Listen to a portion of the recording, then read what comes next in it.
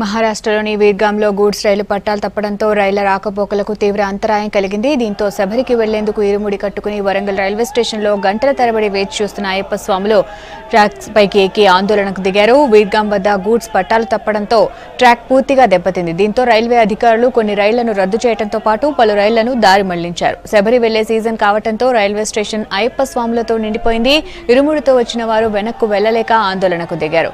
Railway deputy manager కార్యాలయాన్ని ముట్టడించారు.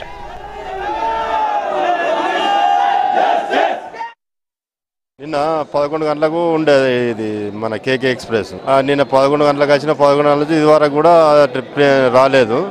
ఇక్కడ ఈ డిప్యూటీ మేనేజర్ ఏదైతున్నాడో ఆయన ఏ విధమైన సమాధానం చెప్పడం లేదు.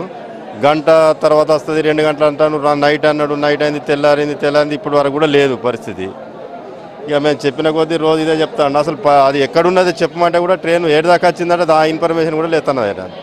ఇవ్వలేపుగా ప్లేన్ కూలినటువంటి దొరకబడతాను. అసలు ట్రాక్ మీద ఉన్న ప్లేన్ రైలు ఎక్కడుందో చెప్పమంటే చెప్తలేడు ఈ స్వామి. ఆ స్వామి ఎందుకున్నట్టు, ఈ నౌకరు ఎందుకు చేస్తున్నట్టు, మళ్ళీ మేము ఈ అయ్యప్పలో ఏంటంటే ఇరుముడి కట్టుకున్న తర్వాత ఇంటికి పోయే పరిస్థితి కూడా లేదు. ఒకవేళ అసలు ఉన్నదా లేదా, అసలు వస్తుందా రాదా అని కూడా చెప్తలేడు.